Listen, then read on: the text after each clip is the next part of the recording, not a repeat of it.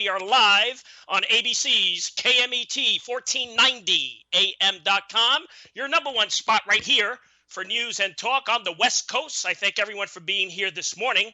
On a telephone line, I welcome to the program 1980s, 90s pop culture icon, American singer, songwriter, record producer. His website is TonySciuto.com. We welcome in Tony Sciuto. Tony, Brian C., thanks for being here. Hey, Brian, it's great being here. And thank you for pronouncing my name right. Yeah, I made sure I get it right before the show. I really appreciate it. You've been active in the music industry now since 1965, Tony, and it's said that you always felt the need to be a musician, writing songs at age 11. Pretty gifted, I must say, for an 11-year-old. Yeah, well, I was one of those babies that was sitting in front of the TV when John, Paul, George, and Ringo lit up the world, and just like Billy Joel and so many other Tom Petty, so many other people have that same story, but it really rings true. That became my quest. Now, from reading your biography, what I came to realize now, you were self-taught as a musician, right? Yes, I was. I taught myself vocal, guitar, and from guitar I transferred it to piano. But in my teens, I took formalized lessons of all vocal, guitar, and piano. Plus, I took composition from a Peabody Institute instructor who was wonderful and changed my writing habits and taught me how to construct a song just like you build a house. Yeah, I'm watching videos of you during the 1980s and 90s. I mean, you're a badass guitarist. I mean, you play the piano, a great vocalist. I mean, who were some of the people that inspired you? Well, Brian Wilson, Paul McCartney, John Lennon, Stevie Wonder, Burt Bacharach. So many. Ray Davies. The 60s was a plethora of groundbreaking talent, and I grew up in that era, and it was the greatest, in my eyes, the greatest era, the decade of music explosion. No doubt about it. And by your mid-20s, your song, My Lisa, gets recorded by the Bay City Rollers. How does that happen? Well, I didn't record it. I didn't write it for them. But Jimmy Einer, who was a producer, was producing Eric Carmen and Bay City Rollers, and he had a daughter named Lisa, and he really liked that song. And so it ended up on their dedication album, and it sold quite well, and it's still selling, actually. Because, record collectors still buy the old stuff. Yeah, and the Bay City Rollers, I mean, they were huge in the United Kingdom, selling something like a total of 120 million records in their career. So, I mean, how excited were you when you knew they were going to, to sing My Lisa? Well, I was really excited. I remember being in a parking lot when it first came on the radio, and it really brought tears to my eyes to hear my music come back to me through the little radio speaker. Wonderful. Amazing. Now, in the late 70s, early 80s, a lot was happening fast for you. You signed with Epic Records. Now, did they approach you? Yes, I had a producer from New Zealand come into Baltimore, Maryland, and check out my band, Tony Sciuto Band, and we were doing the original music that was part of the Island Nights album, which was my first album. And he signed me on the spot. He says, we're going to go ahead and do the record. And that was exciting, so exciting. My dream all my life to that point. And that album did pick up a lot of momentum internationally in Japan. Now, was the song covered by Japanese singer Hideki Seijo? Is that correct? You know what? Hideki somebody. I forget his name myself. But it was also covered by Mark Hunter, who was in a Columbia record band in Australia called Dragon, and it was released many times actually. But for some reason, the Japanese people at Epic Sony leased the master and released it there, and they just promoted it properly, which they didn't do in America. So it was a top 5 single, and the album was in the top 10. It was very exciting. Yeah, go ahead. No, I was going to say, and then we did the 1981 tour, and it was everything that I saw when I went to see A Hard Day's Night. You know, the limousines and the girls, you know, Russian limousine throwing roses at us, and even in concert coming up to the stage and kissing me and giving me a dozen roses. It was just like, you know, I was experiencing Beatlemania, you know, in my career for, you know, a brief bit that was, you know, I just toured the islands for 2 weeks, the whole Japanese island, and it was wonderful. Yeah, and just to piggyback off that question, 1981 tour of Japan, how would you describe performing for those fans in Japan? Did they have a lot of energy? Well, the first 3 concerts in Tokyo, they were very subdued, but we were warned that they're going to listen very quietly, and then at the end they're going to clap immensely, which they did. But when we went to Osaka, which was the 3rd city, we went to Nagoya and then Osaka, and Osaka is where my single broke. So they went nuts. I mean, they rushed the stage, and we had to have security guards hold them back. So Osaka was a little different than Tokyo, but and then Fukuoka was south, and that was wonderful too. But yeah, I mean, they were subdued at first, but certain places they were a little bit more excitable. Yeah, I mean, just going to your, your Discog, just going through your Discog. I mean, you have collaborated, written songs for iconic artists such as Don Johnson, Tina Turner, B.J. Thomas, you know, who passed away. He was on this program. And I want to ask you, you know, when you're in that flow creating work, Tony, are you creating for yourself what appeals to you personally, or do you have the fans in mind? Well, the Don Johnson song was a song that I wrote for myself. And when he heard it, he just definitely wanted it on his Heartbeat album. And, I figured he had a record deal. At that time I was dropped from Epic, so I didn't have a record deal. So it behooved me to, let him record it, and it did well. I mean, that album did pretty well, even though Don's really not a, you know, full-fledged vocalist, but he was a great-looking guy, great actor, and he had a charisma. Now, Tina Turner song? No, I actually wrote that with a songwriter from Philadelphia, Ezra Mohawk, who's written some other great songs like for Cyndi Lauper. And I wrote that song on the train on the way from Penn Station in Baltimore to Philly, and then she put the lyrics to it and the melody with me, and that's a special song, Stronger Than the Wind. Amazing. And then B.J. Thomas? Well, the B.J. Thomas song, I wrote that for me, and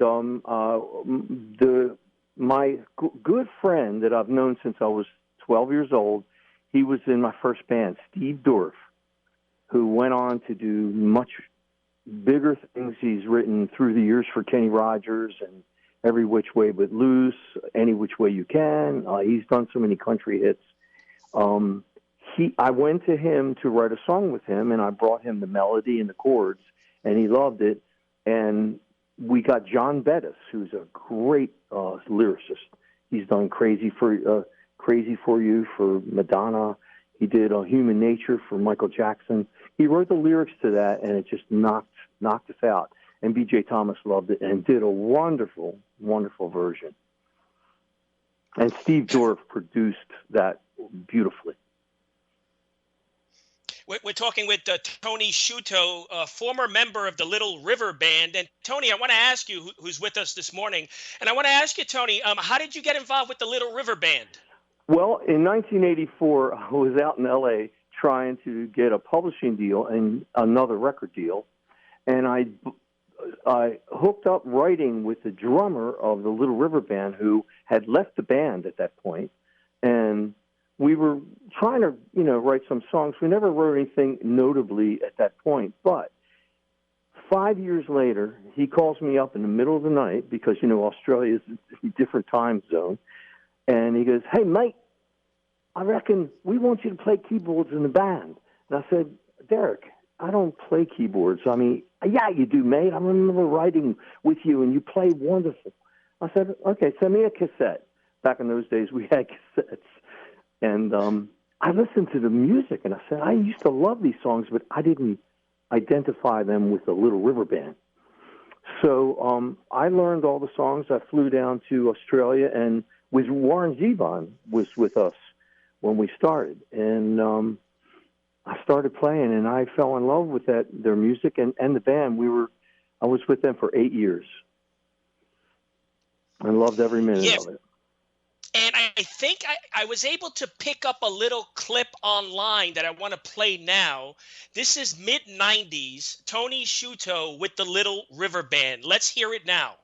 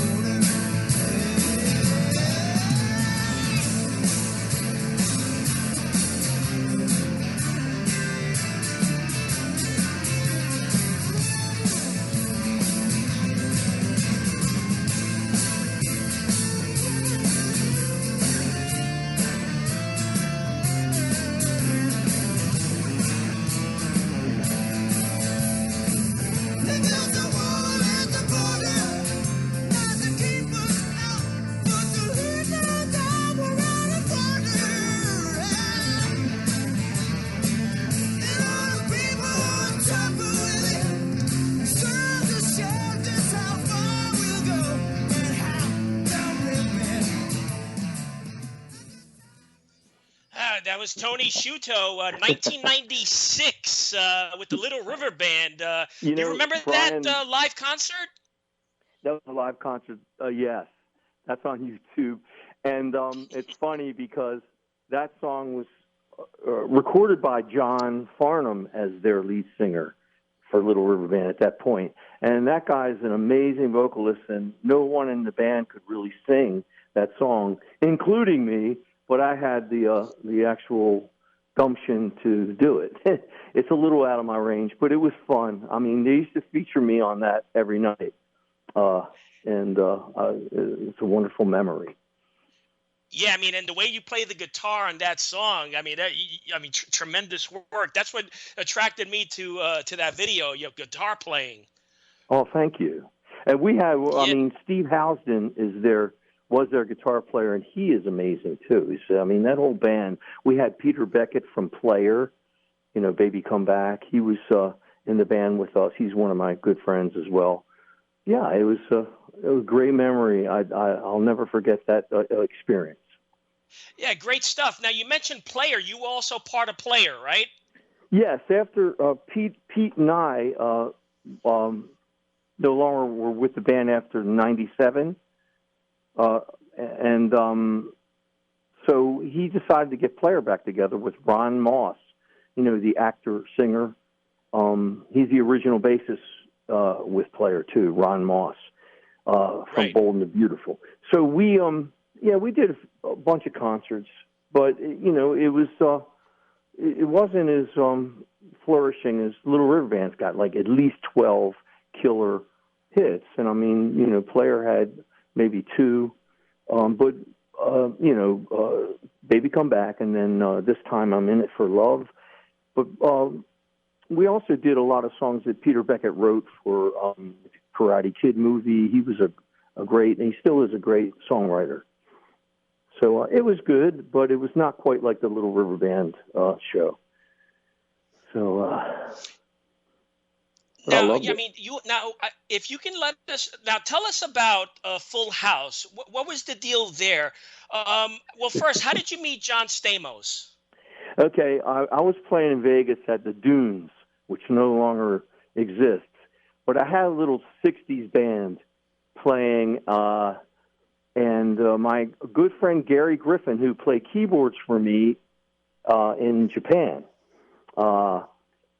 he brought John Stamos down with him to see me perform. And John and I struck up a great relationship because he loves the Beatles, he loves the Beach Boys, and he was a big Elvis fan.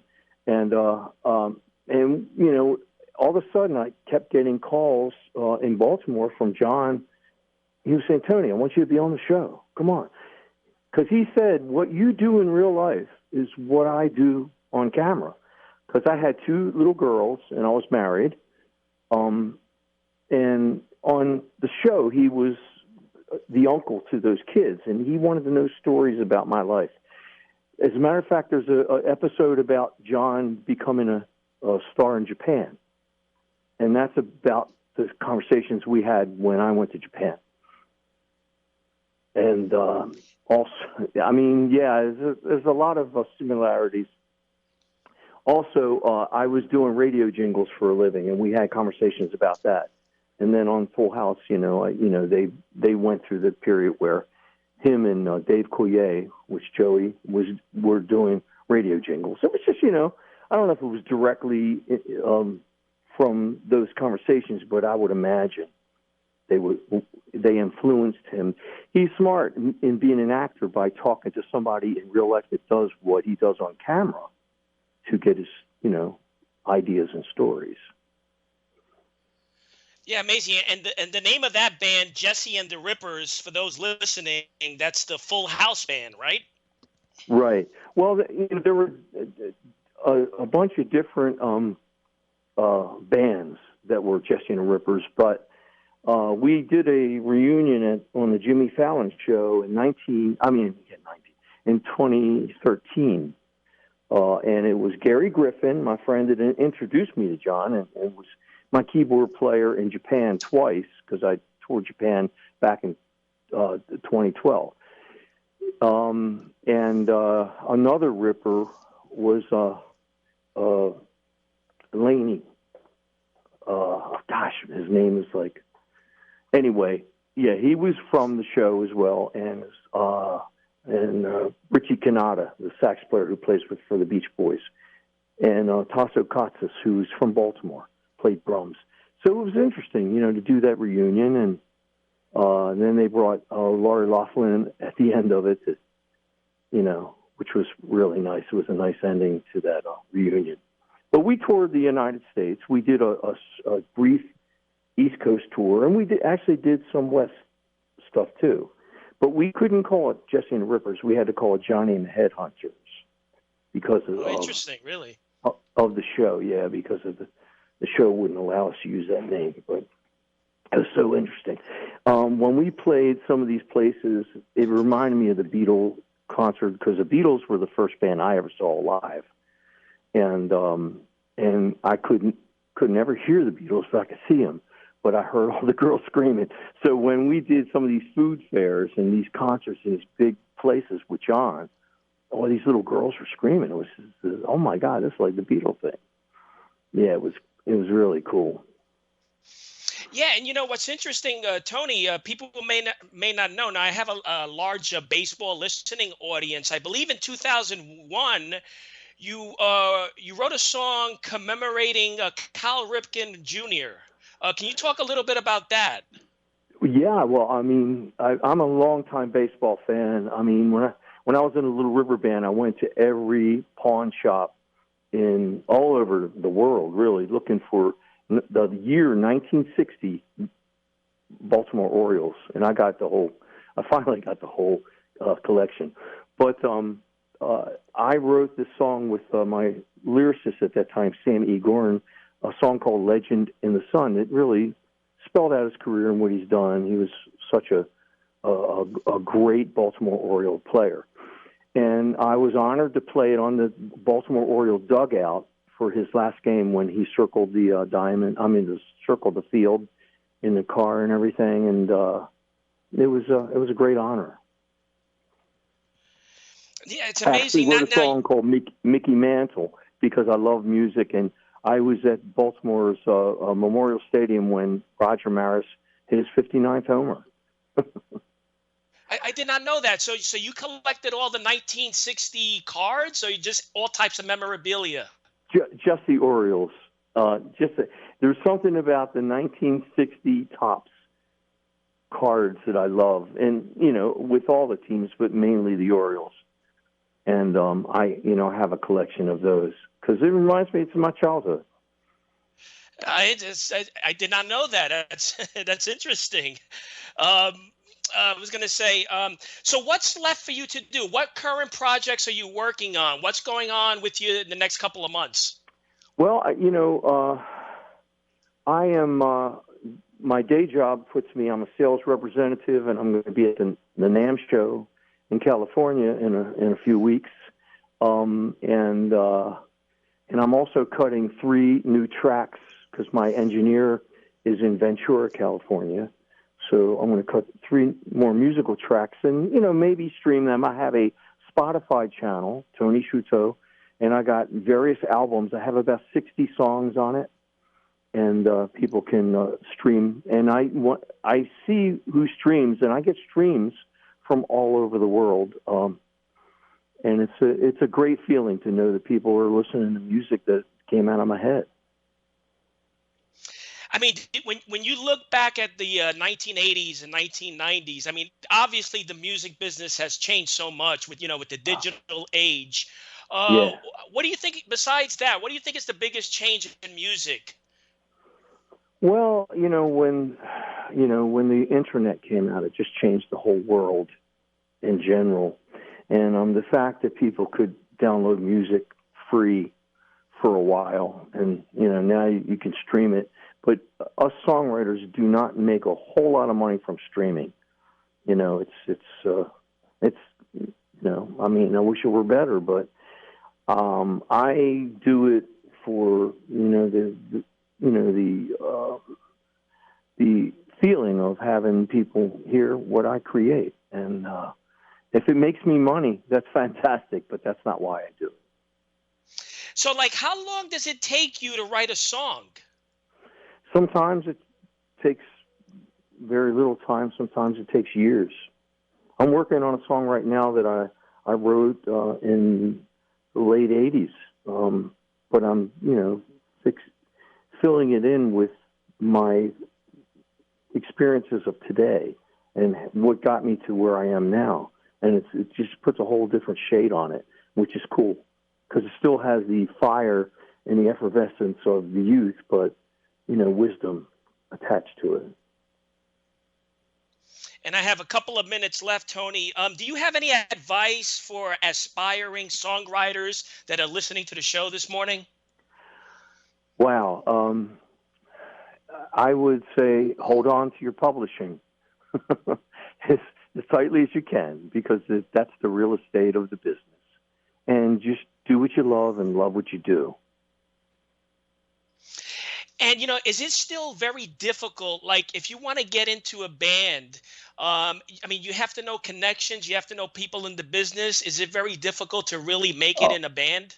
Brian, it's just unbelievably saturated these days. I mean, when I was starting out and I was in school, I was like the only guy who played guitar, and everybody looked at me because I had long hair, and I was different. But now everybody plays guitar.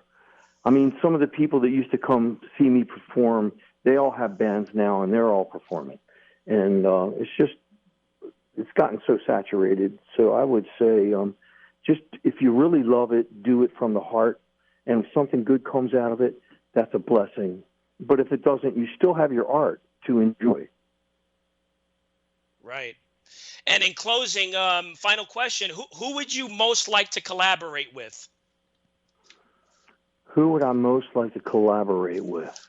Oh, wow. There's so many great collaborators, but I'd love to sit down with Paul McCartney. There you have it. Listen, Tony, I really appreciate it. I really appreciate your time this morning.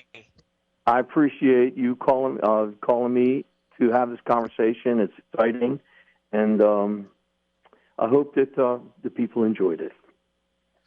Absolutely. And again, mention your website so the audience can tune in. Go ahead. www.tonysciuto.com. I have a Reverb Nation /Tony Sciuto. I have Spotify channel where you can stream my songs. Please listen and support the arts. Tony Sciuto, everyone. Tony, until next time, we'll speak soon. Thanks, Catman. You got it. All right, Brian. Bye-bye. TonySciuto.com. Until next week, happy collecting to all.